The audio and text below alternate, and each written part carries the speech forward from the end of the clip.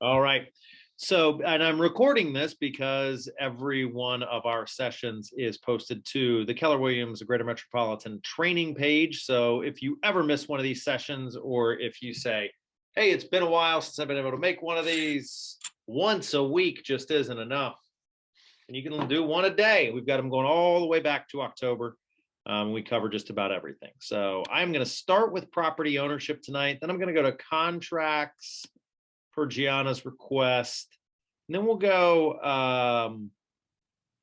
go practice real estate. I feel like we haven't done that one in a while, since Stacy was looking for some more stuff on the national topic.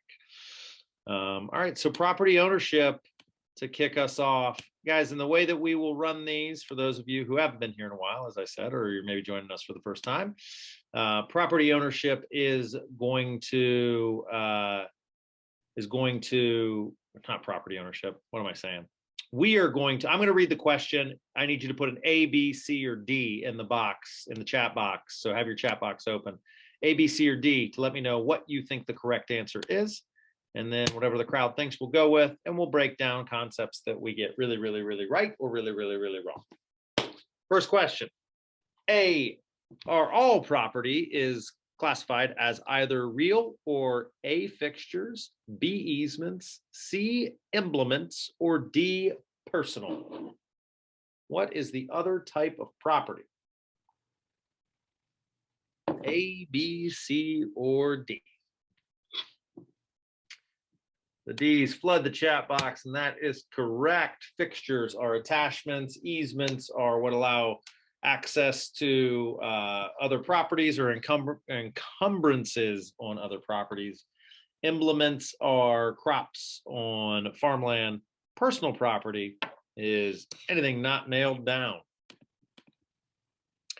Question number 2, which is not limited common area? Which is not limited to common area? A, assigned parking. B, the patio unit. C, the foyer of a unit. Or D, the unit that the manager lives in.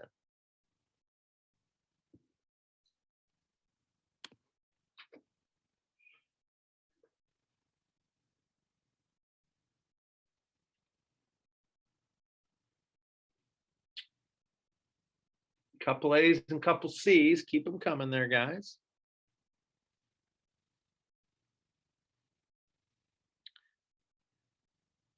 All right, got 3 A's and 3 C's. Somebody break the tie.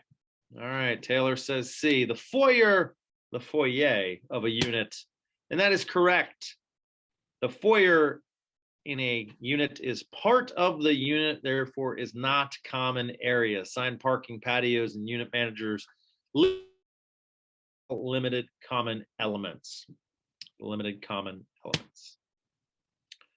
All right, question number 3, which is not an example of common area in a condominium? Is it A, land, B, a swimming pool, C, a laundromat, or D, the living room? So same question, worded in a slightly different way. Yes, your living room, I hope, in your condo association is not considered common area. You have strangers coming through all the time. All right, question number 4, the highest, best form of ownership interest in real estate is called A, leasehold estate, B, life estate, C, fee simple absolute, or D, fee simple conditional. You guys are all over that one. Fee simple absolute.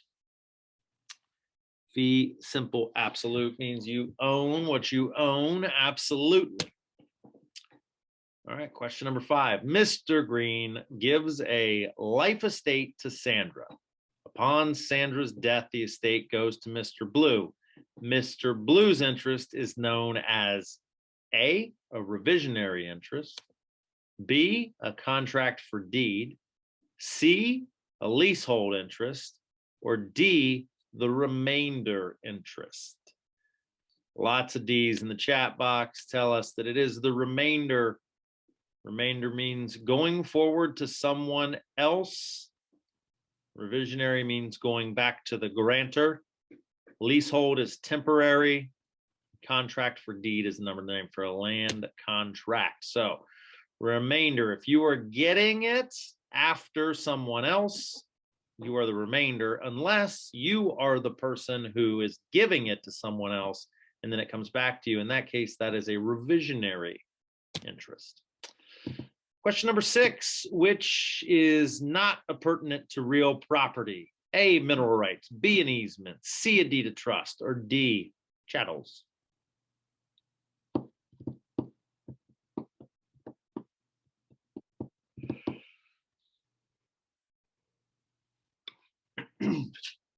D's in the chat.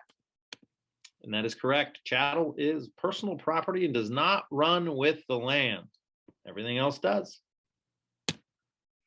All right, question number 7. Jack gives a life estate to Jill so long as Bob lives. Upon Bob's death, the property will pass to Larry. What are the interests of Jill and Larry? Is it A? Sorry, guys, my Latin's not that strong, so forgive me if I butcher this. Pure autre v with remainder. B, ordinary life estate with remainder. C, ordinary life estate with revision.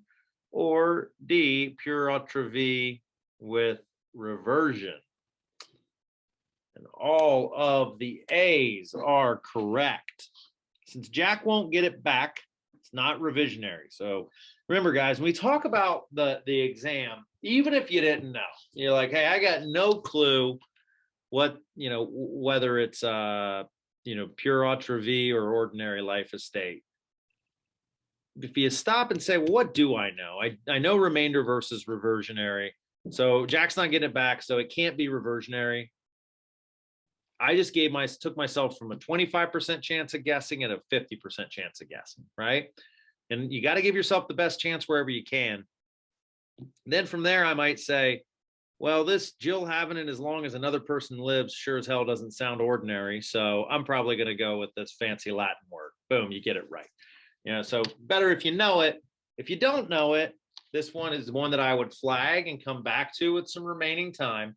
And then say, all right, what do the context clues tell me about this question? Go from there. Question number 8, which is not real property? A, an in-ground swimming pool, B, a sump pump, C, drapes, or D, a built-in dishwasher.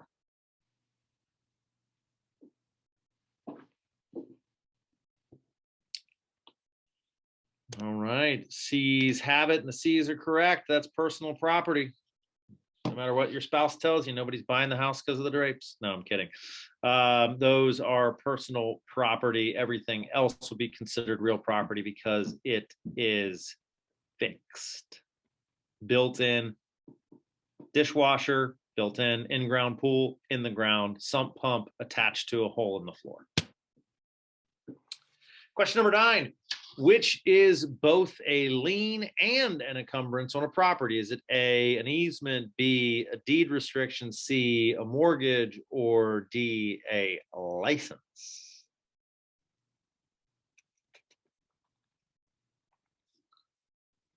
Lots of C's in the chat box, and that's correct. All liens are encumbrances, but not all encumbrances are liens. It's like an elephant is a gray animal, but not all gray animals are elephants. A deed restriction, an easement, and a license are all encumbrances or burdens on the property. Well, the mortgage is a burden and a financial claim, right? Somebody's license to hunt, somebody's easement on your property, or a deed restriction all allow access or limit access accordingly related to the property, but they do not bear financial encumbrance, or excuse me, they're not a financial. There's not a financial component or claim, so they are not, in fact, a lien. They are only encumbrances. Question number 10. A buyer executes a chattel mortgage in favor of a lender. Which type of property would be covered by a chattel mortgage? Is it A, real estate, B, newly installed furnace, C, automobile, or D, office furniture and equipment?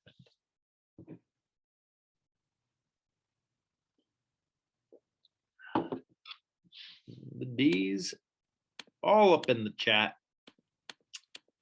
That's correct. Chattel mortgage is a lien on personal property. While an automobile is a personal property, it is not connected to real property. That's why it's not an automobile. All right, back to our dashboard, guys. We're going to go ahead and dive in on contracts. Contracts are the single largest portion of the exam. Between contracts, general principles and agency, and practice of real estate, those three sections will be 35 of the 80 questions on your national exam, 14 of which will come from contracts. And not only will 14 of the questions be directly related to contracts, but contracts will be an element in a lot of other questions. So if there was one section of the Ohio Division of Real Estate Salesperson exam that I was going to be over prepared for, I would make it contracts. Question number 1, contract law requires which amount of earnest money to be submitted with a sales contract? Is it A, at least $1,000, B, 6% of the offer, C, 10% of the asking price, or D, there is no earnest money requirement to form a contract? Look at you guys all over it, swarming the chat with the D's. Earnest money is not an essential element to form a contract. Question number 2, if Ed purchases a property from Susan by an installment land contract, when will title pass to Ed? When will title pass to Ed? Will it be A, when the deed is delivered to the buyer, B, when the seller exercises the liquidated damages clause, C, when the deed is placed in escrow, or D, when the contract has been signed by all parties?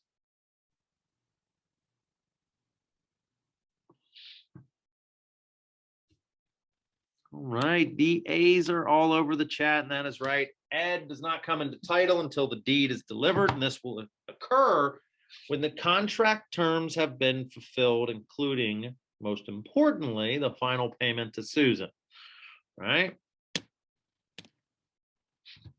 Question number 3, if the landlord and the area real estate manager of a national retailer both execute a lease and the corporation fails to occupy the premise, what might have prevented the landlord from enforcing the terms of the contract? Is it A, the broker did not have a written listing, B, the real estate manager did not had the authority to make the deal, C, the economy declined and the retailer was forced to close stores, or D, no corporate resolution granting signing authority to the real estate manager was approved?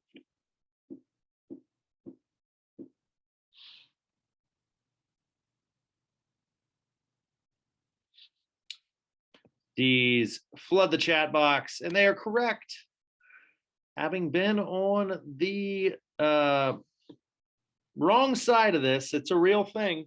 And an important thing if you're ever working with investors, or if you happen to find your way into a commercial real estate deal, make sure you are working with the people who can make the decisions. You do not want to run your process twice because you weren't working with somebody with the authority to decide.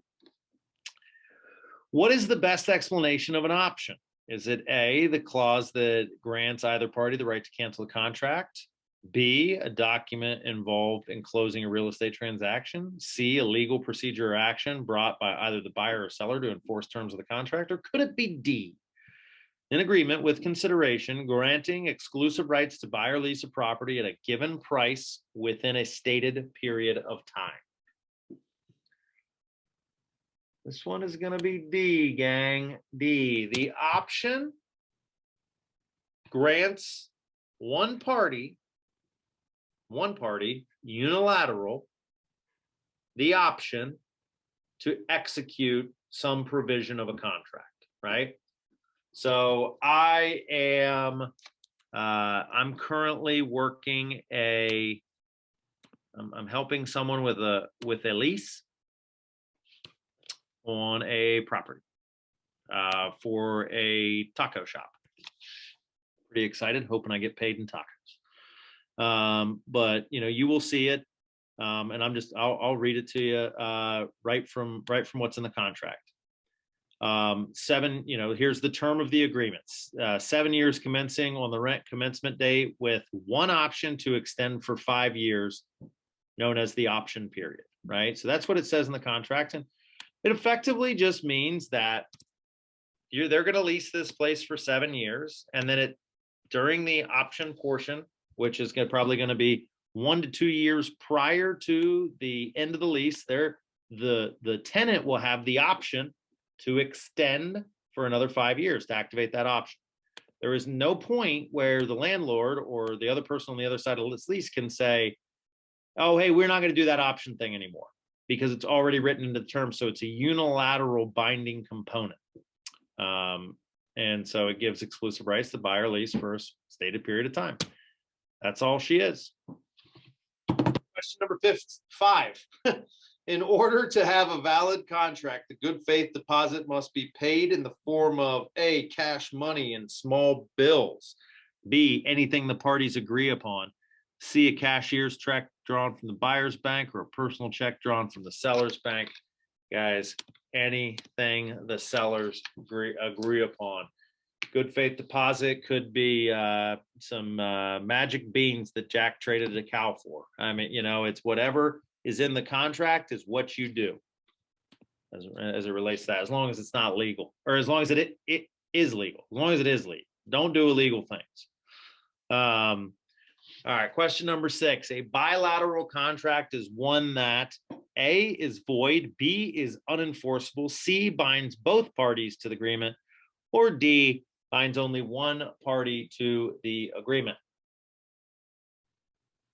Yes, both parties. Think of it like bikes. Bicycle means 2 tires, unicycle means 1 tire, and that's the elements required for the number of people who get to make decisions or are bound by the contract. Question number 7. Lauren receives an offer on her property and makes a counteroffer. Meanwhile, another offer comes in from another broker. The listing at this time is withdrawn, active, pending, or contingent. A, withdrawn, B, active, C, pending, or D, contingent.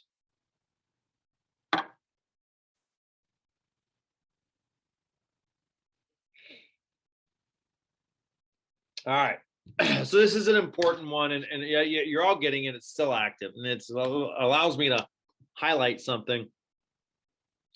When offers are being negotiated, the property remains active. Somebody makes an offer, great, still an active property. You don't have to do anything with it. The property remains active. When a counter offer is made, 2 things are happening there: is terminating the first offer and putting forth a second offer. Doesn't change the status, right? It's still an active listing. If you have a client that is going back and forth and back and forth and back and forth with counter offers and this and that and all these other things, trying to negotiate the deal up front, just know that your counter offering gives you no claim or no right to the property until you're under contract. And so somebody else can come in while you're going back and forth counter offering and say, I'll do 250 cash, boom, done. Then it's done, because it's an active property until it's under contract. Question number 8. A purchase and sale agreement stipulates the earnest money deposit be placed in a special interest-bearing account with any interest split between the buyer and seller. This is A, okay, because the buyer and seller have agreed to it, B, against the law, C, not okay, or D, money laundering.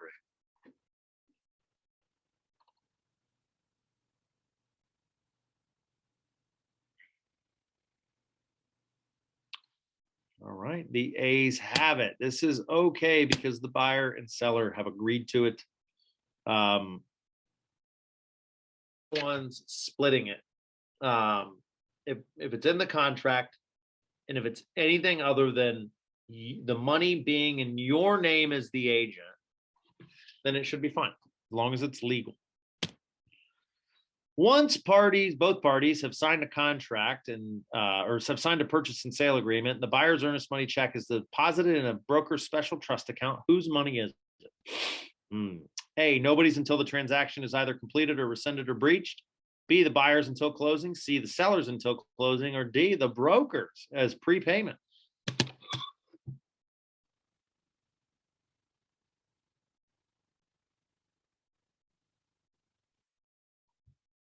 Great job, guys.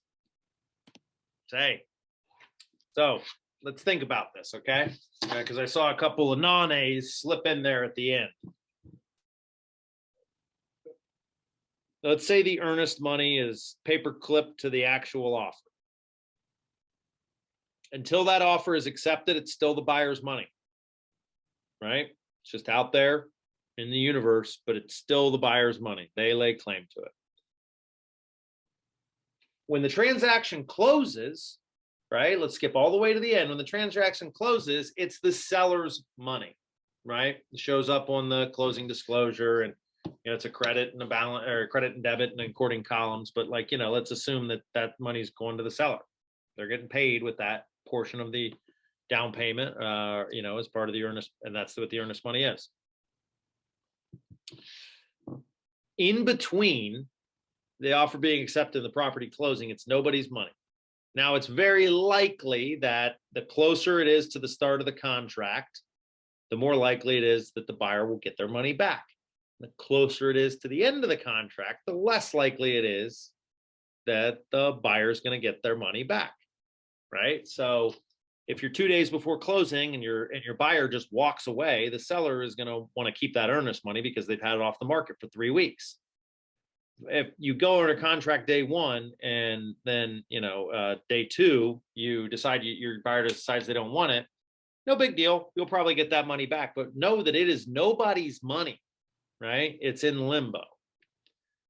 Very important thing to remember. This is one of the few things that'll come up on your exam and will also come up on a regular basis as a part of your real estate career.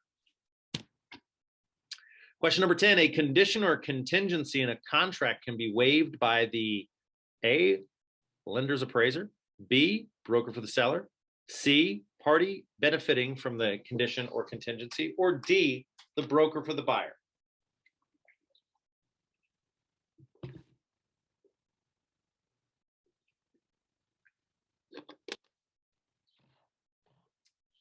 C is correct, the party benefiting, right? The best example is an inspection, right? Who benefits from an inspection being done on a property? The buyer does. So it's important that if your buyer who benefits from that wanted to, they could waive the inspection. Hey, I'm not going to do an inspection. The seller does not benefit from there being an inspection. So they can't say, oh, thanks for agreeing to buy my house. I'm going to go ahead and waive the inspection. You don't get to inspect my house.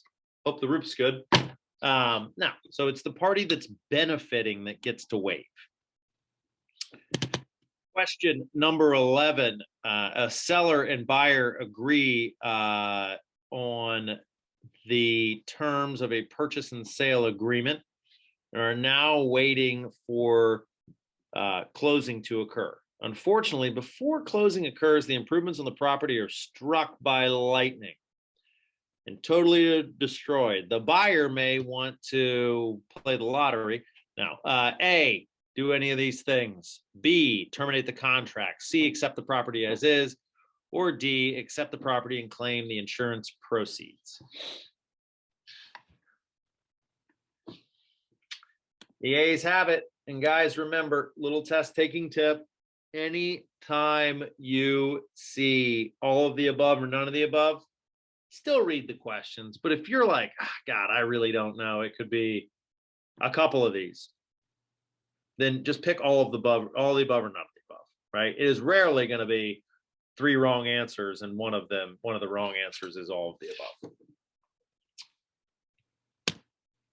Question number 12, Buddy wanted to offer to purchase Walker's home. He engaged Joan to be his agent. When the offer was delivered, Mr. Walker contained a provision limiting the time of acceptance to 48 hours. Mr. Walker rejected the offer out of hand as inadequate. After thinking about it for a day, though, Mr. Walker called Agent Joan and said, I've changed my mind. I'll take Buddy's offer. What is the status of Buddy's offer? Is it A, terminated when Mr. Walker first rejected it? B, still open as it had 48 hours to run? C, it's in a binding contract because it was accepted by Mr. Walker? Or D, still open, Buddy has not formally withdrawn it? And the A's have it. When you, and this is a thing, counsel your clients on this. You think it's a crappy offer, wait 48 hours, sleep on it, think about how you'd spend the money. But if you say no out of the gate, You're saying no, and that offer's dead. If you wait, you can, say no tomorrow. All right, question number 13. The scope and purpose of a real estate contract does not include the sale of A, a home, B, real property, C, fixtures, or D, personal property.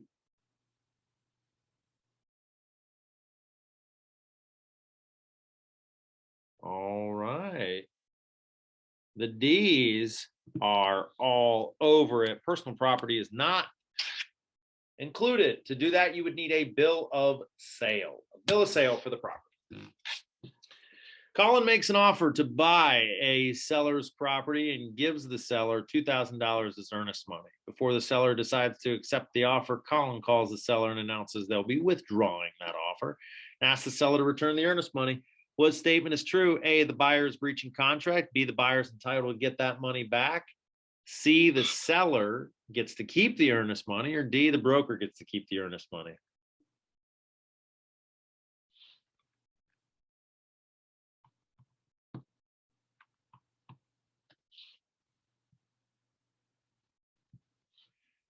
The B's have it. You guys are good in this earnest money thing. The offer was never accepted. The money never stopped being the buyer's. Question number 15, bringing us home on contracts. The listing agent, Jill, notifies a client that she is bringing her an offer to consider from an MLS agent.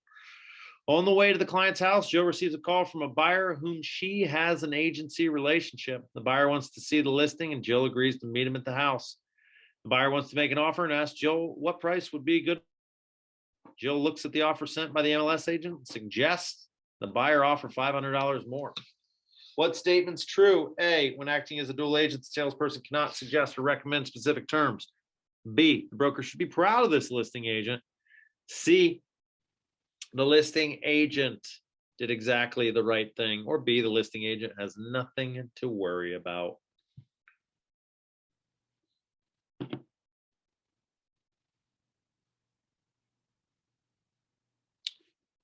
A has it.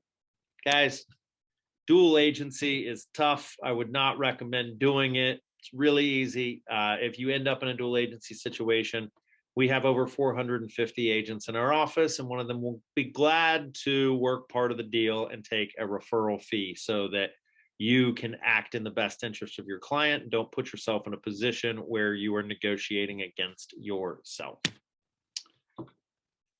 All righty.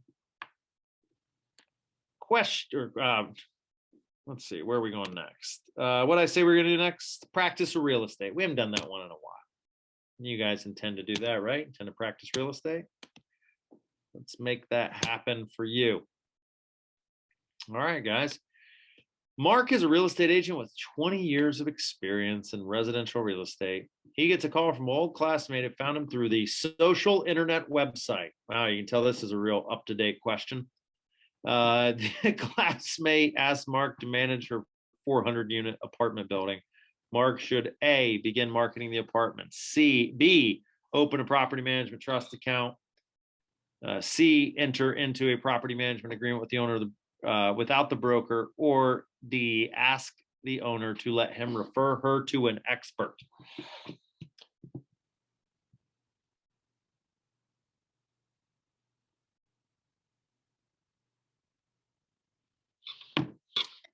D is correct, guys. You cannot manage properties unless you are a property manager. And if you are a residential real estate 1099 licensed salesperson in our office, you cannot manage someone else's property. You can manage your own. You can manage your own investment properties, but we have a property management company with over 1,000 doors under management. You can refer into them. So your clients will not go without. But you will not be able to manage properties, nor should you want to. On average, you can make about $20 a week managing properties, and if you sell one home a month, you'll make about 8 times that, about 80 times that on a weekly basis. An advertisement in the local newspaper says that a property for rent is available only to senior citizens over the age of 55. A young couple with a child asks to see the property and they get their access denied. Which law has been violated? A, the Federal Fair Housing Act, B, the Truth in Advertising Act, C, no violations have occurred, or D, the Sherman Antitrust Act.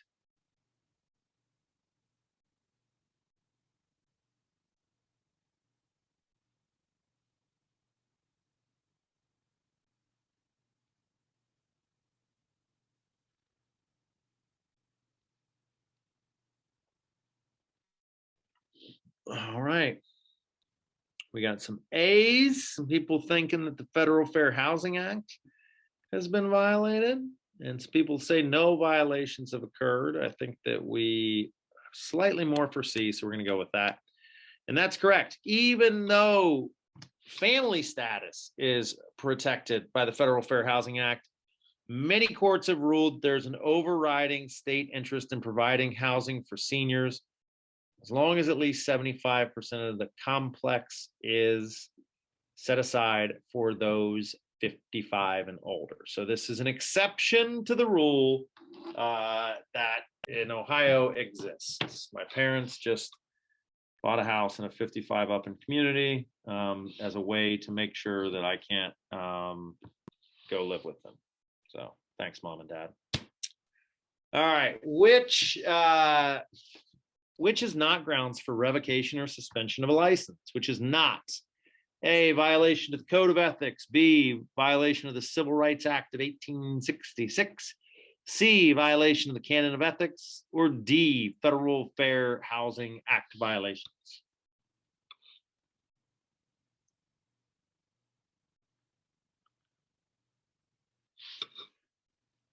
Which one of these is not going to lead to revocation or suspension of a license?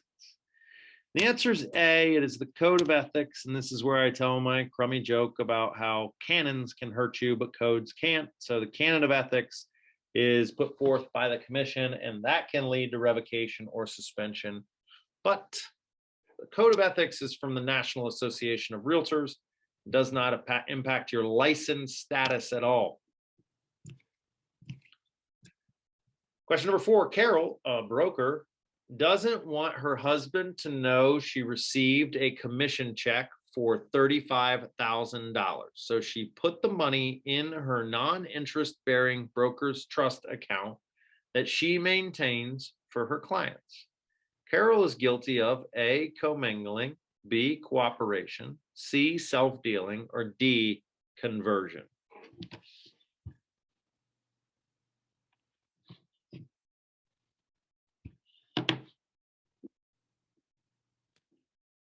When you put the right funds in the wrong account, you are commingling, right? You're mingling those funds together. When you put the right funds in the right account, but use them for the wrong thing, that's conversion. So in this case, she took the funds and put them in the wrong account. Commingled them. Question number 5. A potential buyer asks an agent whether a general warranty deed or quitclaim deed is better. Which is the appropriate response? A, the agent may not answer the question. It involves the unauthorized practice of law. B, the quitclaim deed. C, it's actually a special warranty deed. Surprise. Or D, the general warranty deed.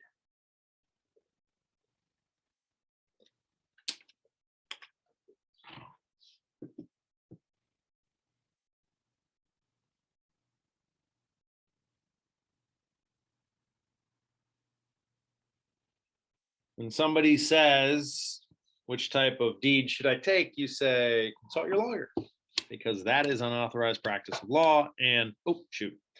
Sorry, I didn't mean to skip through that fast. We got it right. And it's not how you want, it's not something you should be involved with. Question number 6, Kenny is the listing agent for a property and takes a weekend trip. When Kenny returns to the office on Monday, he discovers 3 offers have been made on his listing.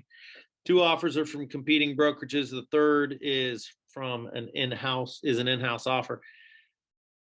Kenny shows his seller the in-house offer and encourages the seller to accept it. After the seller accepts, Kenny calls the other 2 agents, tells them the listing's now pending. Kenny, A, didn't have to tell a seller about the other offers. B, should present all offers before encouraging the seller to accept one. D, should cancel, or C, should cancel listing, or B, D has done nothing wrong. My gosh, sorry guys. B is the right answer. You must present all offers to your sellers, to your clients. And there's no bonus or benefit for picking one brokerage or, in-house or out-of-house or anything else. Question number 7, which is not a protected class under the Fair Housing Act from 1968? A, national origin, B, race, C, religion, or D, age?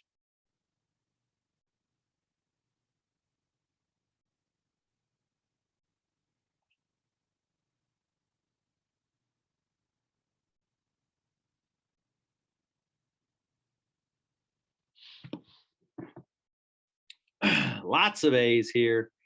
Federal Fair Housing Act does protect national origin.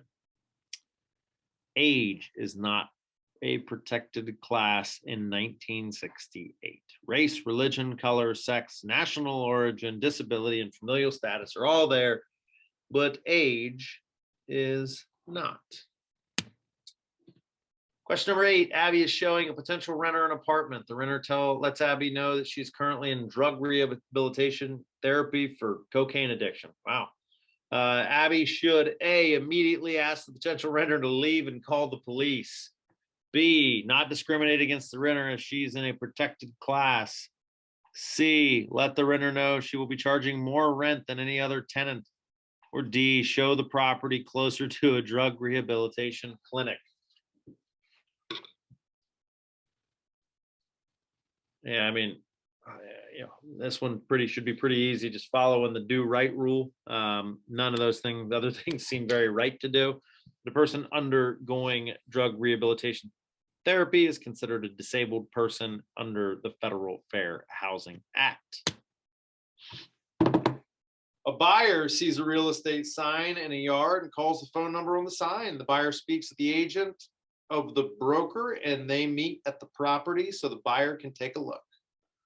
Later that same day, the buyer runs into a cousin who has a license to practice real estate. The buyer gets her cousin to write and present the offer, which the seller accepts. Who has procuring cause? A, the buyer, B, the listing agent, C, the buyer's cousin, or D, the buyer listing broker's agent. Who has procuring cause in this situation?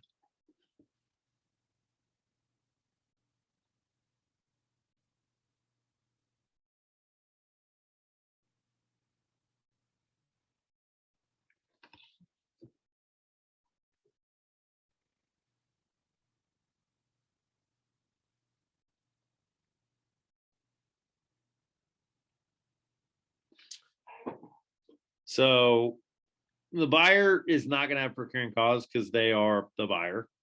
The listing agent doesn't show up anywhere in this question. So just because you list the property doesn't mean you get procuring cause for the buyer. So the buyer's cousin, who's an agent, or the listing broker's agent, the person who took the phone call. It's going to be the person who took the phone call, right? So, their procuring cause here is that they showed them the house, which, comes down to they, breaking the threshold of the home and having a signed agency, consumer guide to agency, right? And ideally a buyer broker agreement as well is going to protect you in a lot of ways, right? You're going to have procuring cause here because you showed the house and they started what they call an uninterrupted chain of events that led to the contract. Question number 10. When buyers ask for help understanding the various ways in taking title, the agent should A, explain that married couples usually want survivorship, B, advise them to find out how other family members took title, C, give all the details they know about co-ownership, or D, advise them to work with an attorney.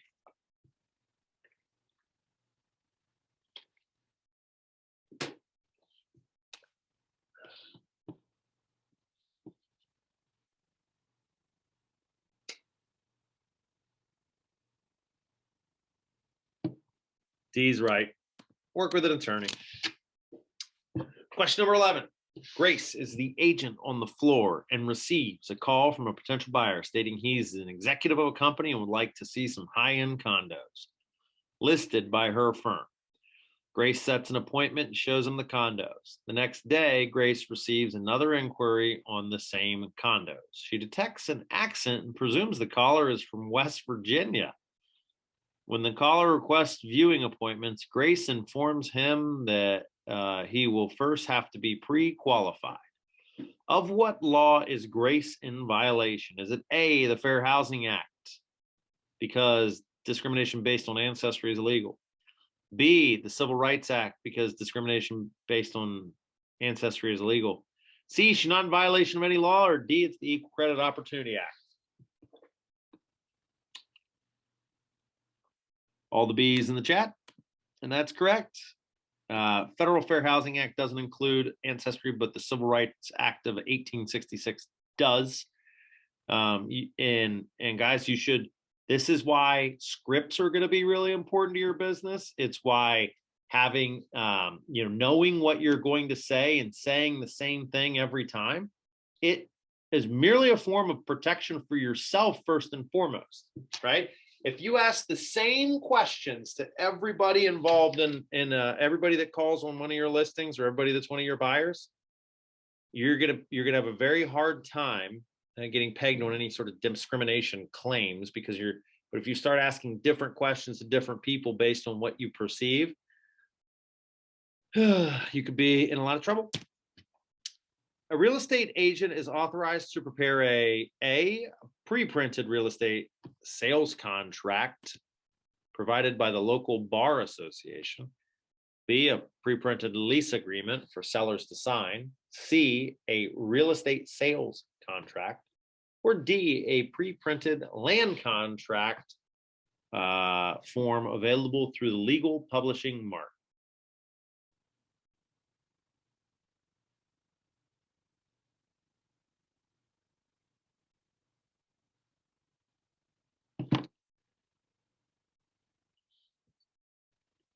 I feel like the wording on this one feel like there's something goofy about this one. But that's correct. A is correct. Agent can fill in the blanks on a real estate sales contract. That's what you'll do. Our real estate contract, our contract is the only contract that you can use when you work for this brokerage. And you are, there's 5 pages. There might be 25 lines that you fill in across 5 pages. You can't do land contracts, you can't build leases, and you can't build your own contract. All of that would be considered unauthorized practice of law. And so we have legal counsel on retainer who do work at discounted rates should you need a land contract or a commercial purchase agreement or something to that effect. Question number 13, an agent advertises a property for sale for $120,000. When any potential buyer arrives for a showing, the agent says the price has been raised to $160,000. Bold strategy, Cotton. Let's see how it works out. The agent is guilty of A, violating the Civil Rights Act of 1866, B, price fixing, C, market fixing, or D, false advertisement. D is right. Can't market it for sale at one thing and then change it to another. Question number 14, a buyer looking at a rural property asks a salesperson if he should have a well and septic inspection. The agent advises that he may lose the property to another buyer if the contract is contingent on an inspection. Which best describes the situation? A, the buyer got good advice. B, the agent was acting carelessly. C, the agent was looking out for the buyer. Or D, the broker is the only one liable.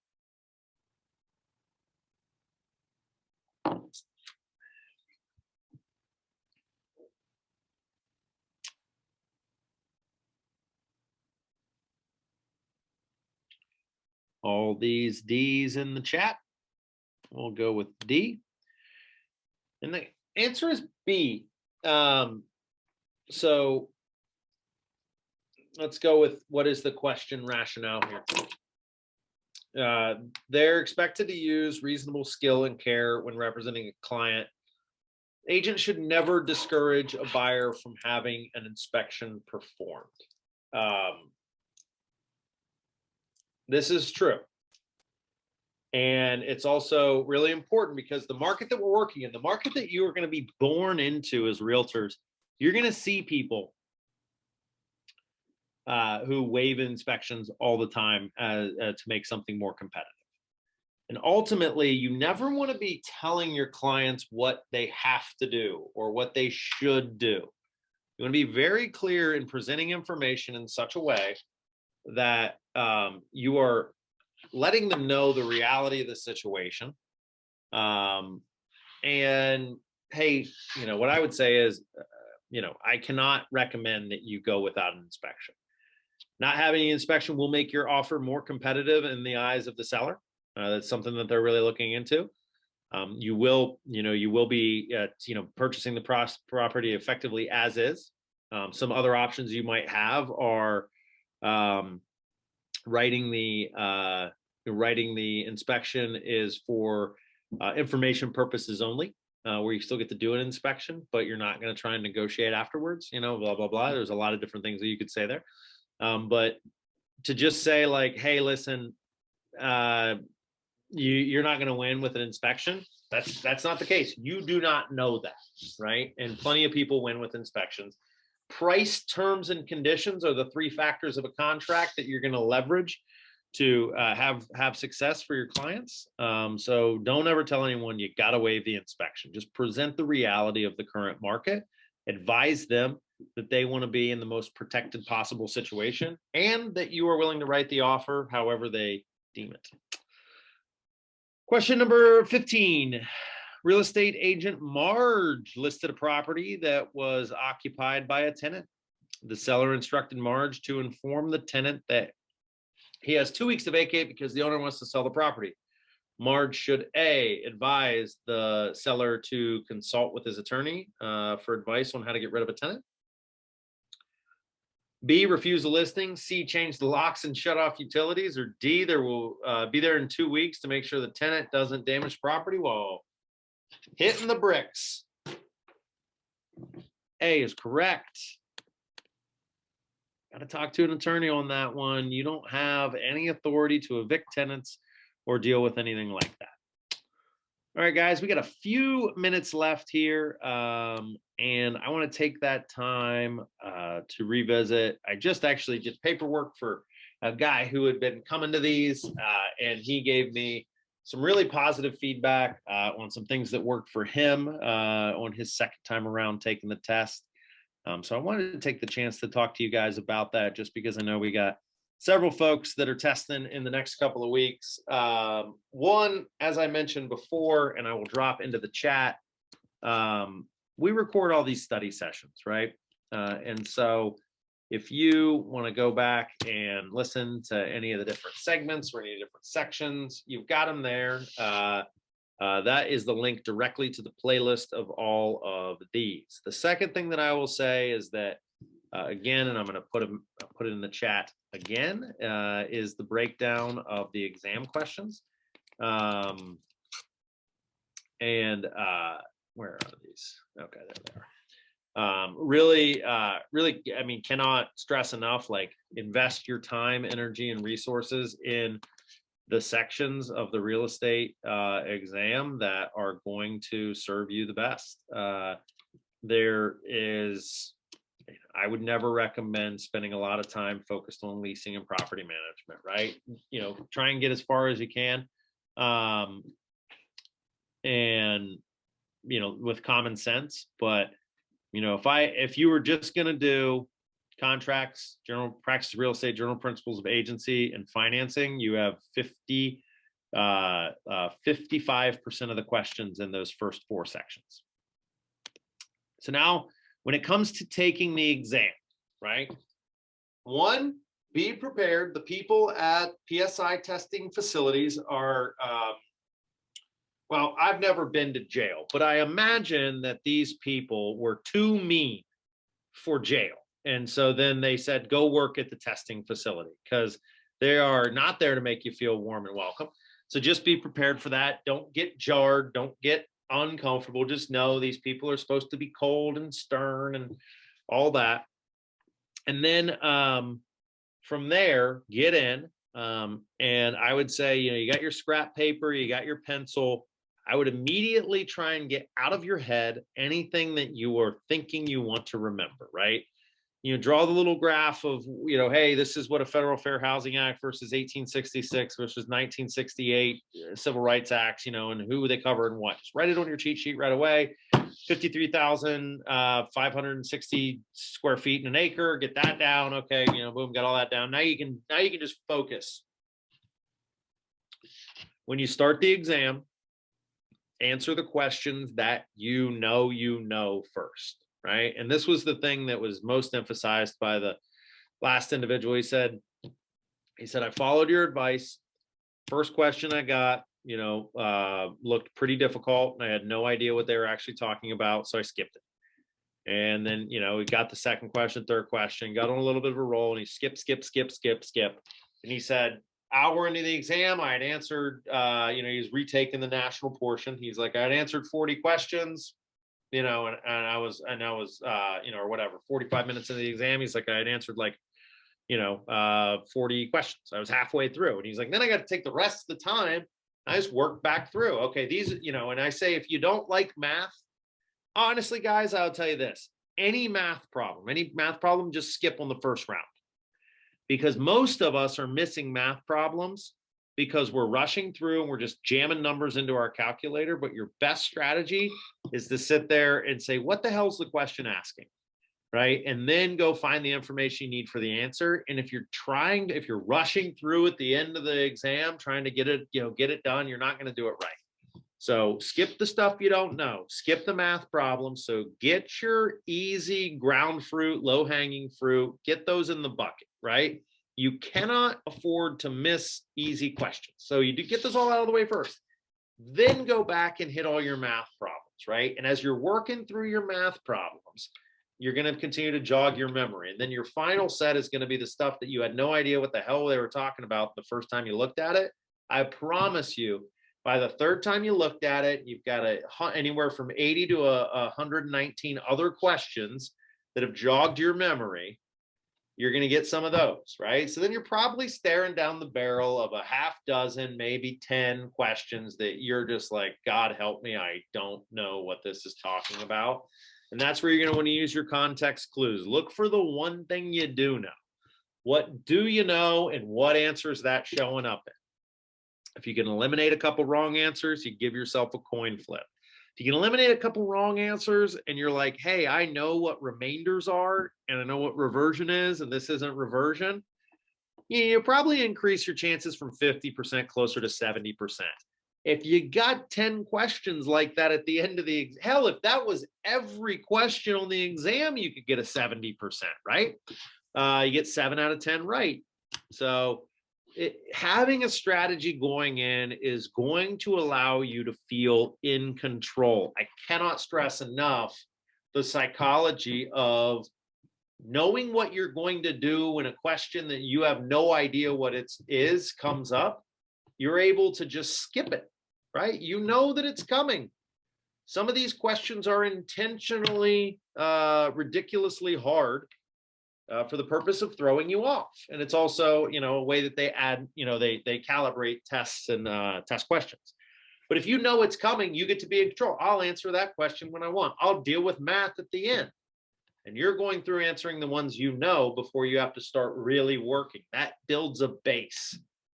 If you can go through 40 questions really confidently and know you got them, Well, shit, you only need to get 50 right on the national exam. So then you got to get a 1 out of every 4 of the remaining 40 instead of trying to think about getting 7 out of every 10 right. Whew. All right, I'm off my soapbox, but have a strategy, have a plan, work your plan. It's your test, not the state's. And if you guys need any information, need any additional stuff, please don't hesitate to reach out. If you had trouble getting anything out of the chat box, shoot me a text, shoot me an email, let me know. I got you. And for those of you who haven't scheduled your exam yet, and I've seen you on these for a long, long time, just schedule your exam and let's go. Even if it's just a diagnostic, right? If you get 50 out of 80 right and you don't pass, you miss it by a few, you get right back in there. You're going to get a printout that's going to tell you what sections you didn't do well on. I promise you, there's nothing wrong with not getting this on the first go round, guys. I know a guy who makes a couple $100,000 a year selling real estate, and it took him 5 tries, right? And guess what? Nobody asks. How many tries did it take? And nobody asks what he got on it. If anybody ever asks you what you get on your exam, you tell them I got in the 90s. Because, that's believable. And I tell you, you got to say that even if you get 100. Score 100 on the exam, somebody asks you what you got, you say in the 90s, because no one's going to believe you actually got 100. That's my opinion, though. I got in the 90s, so that's what I tell everybody. All right, team. If you have, as I said, anything that you need from me, please let me know. Don't be nervous. Be bold. You got this. If I can help in any way, shape, or form, that's what I'm here to do. Otherwise, have a wonderful evening, and we will see you next Monday, same time, same channel. Happy February, all. Have a good week.